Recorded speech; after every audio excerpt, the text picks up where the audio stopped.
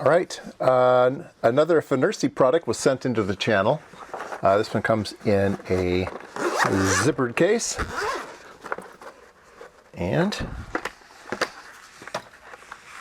it looks like binoculars. Well, that's pretty cool, but they're not binoculars.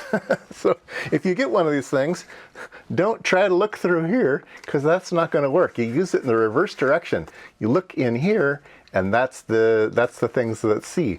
Okay, so what is it? It is an NVS-40 night vision scope. Okay, so it's a night vision device. And the way that it works is one of these lenses is the camera, and one of these lenses is an IR illuminator. So you shine out IR and illuminate the scene, and then you can see in the dark.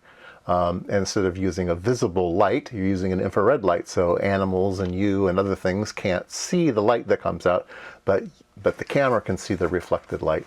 And then this side is just a display, okay? It doesn't come with a strap, but it has some hooks here for a neck strap. On the side, it has a place to plug in the plug in the USB device. Here we go. So here's a micro SD card, and here is a USB-C charging port, and also interface to the computer. So when you plug this into your computer, it looks like it's a thumb drive, and you can download the pictures that way. Makes it super, super easy. There's a couple buttons, mode, menu, on, off, take a picture, and then plus and minus, and we'll talk about that. It is manual focus. It's not autofocus, but you can twist the knob here and manually focus the thing. The illuminator is fixed, but you can focus the camera. Okay, to turn the device on, you just hold the button down for a little bit and then let it up, and it should boot. There we go.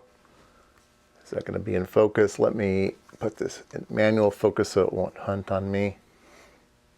Well, there we go.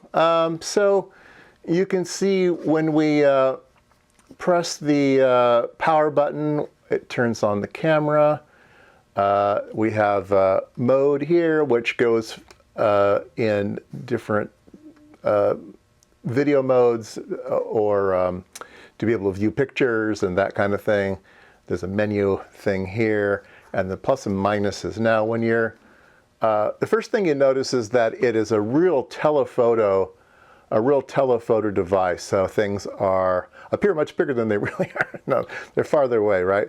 And so, which just means it's hard to handhold because it's a telephoto lens. So it does have a tripod mount here, but I don't think anybody's going to be doing that really. Here is the focus.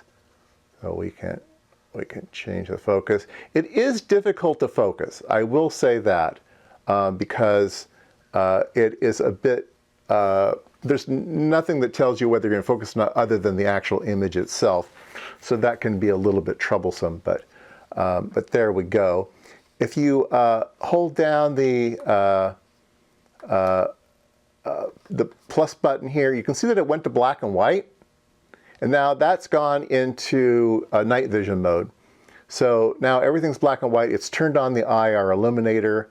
If I click it again, the IR illuminator's got brighter, and I click it again, the IR illuminator's got brighter and brighter, and then if I hit the minuses, I can go back to lower level, and then finally turn off the IR illuminator. It goes back into color mode, all right? So that's that. We'll go back into IR mode here. If you hold down the button and hold it, then it starts to, there we go. It starts to do a digital, oops, sorry, that was off camera. It's really hard to do this looking at two cameras at the same time. Anyway, it starts to go into a digital zoom, okay? You're gonna lose pixels, but you can do a digital zoom on it. I don't really find the digital zoom useful at all because it's already a pretty aggressive telephoto. Maybe if it's on a tripod and you really, really want to zoom in on something, maybe that would be okay. But otherwise, I think you're just going to use it here as is. All right. So let's stop this. All right, so let's go ahead and take it outside and take some pictures. All right, we'll be looking at across the street over to a neighbor. The neighbor has a large redwood tree that goes up maybe 50 feet, 50, 60 feet up. So we'll be seeing if we can look at that tree in the dark.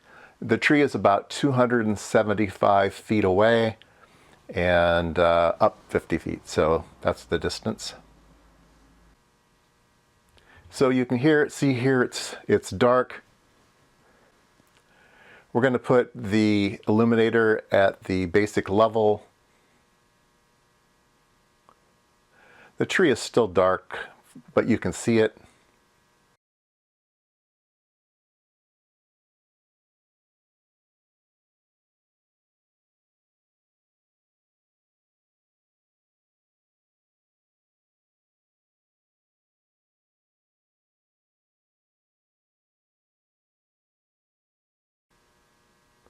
And now I've increased the illumination so the tree is brightly illuminated and we can see things fine.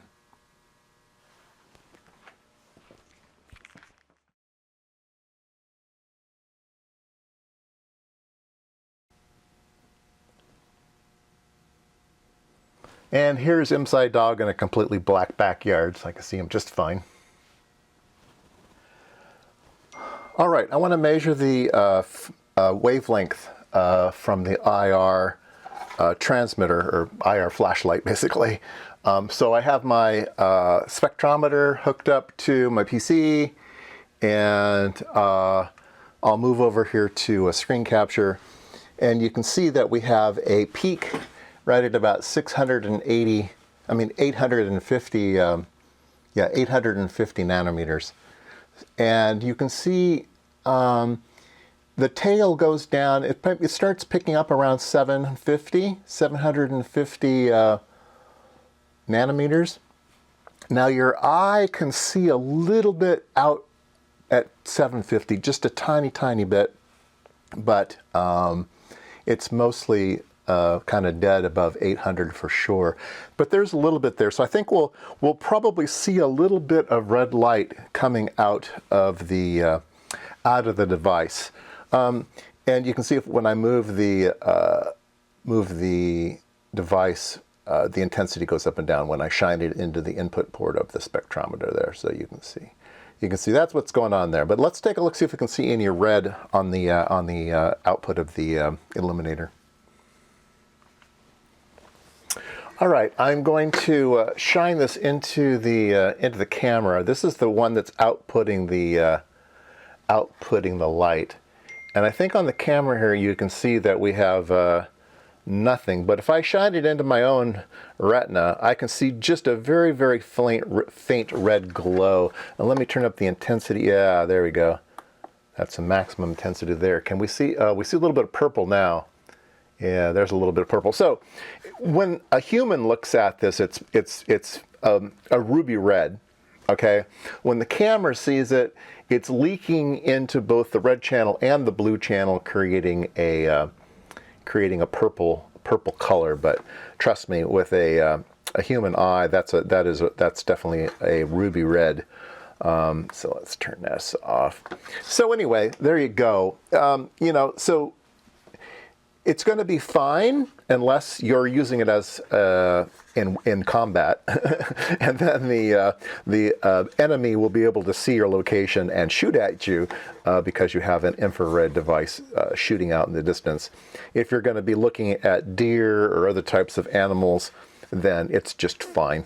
And even though that's a real deep red, you might be spotted by a human if it's pointed directly at them. So be aware of that as well if you're going to use it in a nefarious situation. All right. I think it's an entry-level product into night vision. If you just want to kind of play around, you want to watch the raccoons or something in the middle of the night, it might be fun to do that. I don't know. It's up to you whether you think this is of value or not. But it is sort of a lower end entry into the night vision arena, and it is, like I said, it is a illuminated device, and then of course the display is going to be bright in the middle of the night. So that's going to ruin your night vision looking at a bright screen, but whatever, right? It is what it is. It's an interesting idea to have a illuminator and camera with a filter that you can remove. This must be a IR filter in there that gets switched out of the way when it goes into night vision mode. So yeah, it's okay.